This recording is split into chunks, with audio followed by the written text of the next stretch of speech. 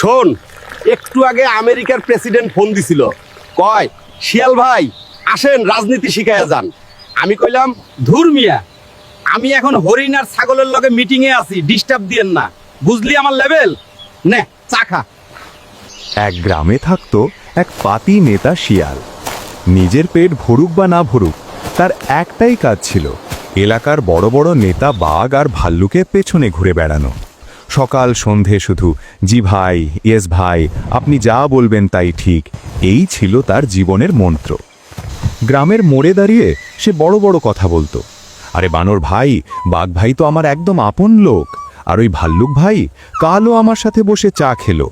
এলাকায় কোনো সমস্যা হলে শুধু আমার নাম বলিস, সব ক্লিয়ার। গ্রামের সবাই মুচকি হাসত, কেউ বিশ্বাস করত, কেউ করত না। একদিন কি হলো, শিয়াল মুরগি চুরি করতে গিয়ে হাতে নাতে ধরা পড়ে গেল। গ্রামবাসীরা লাঠি নিয়ে তার পেছনে ছুটল।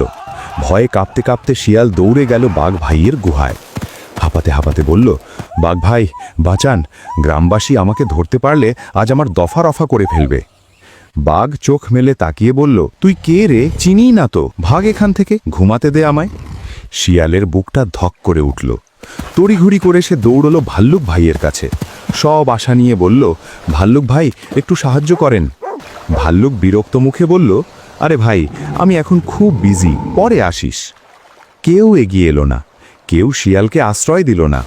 অবশেষে ভয় আর লজ্জা নিয়ে শিয়াল জঙ্গলের গভীরে একা একটা গুহায় গিয়ে লুকালো।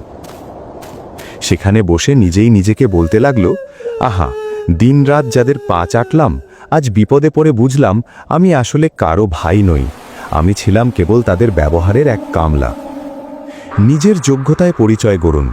বড় মানুষের ছায়ায় দাঁড়িয়ে রোদ এড়ানো যায় ঠিকই, কিন্তু বিপদের সময় সেই ছায়া কখনোই ছাতা হয়ে আপনার মাথার ওপর দাঁড়ায় না।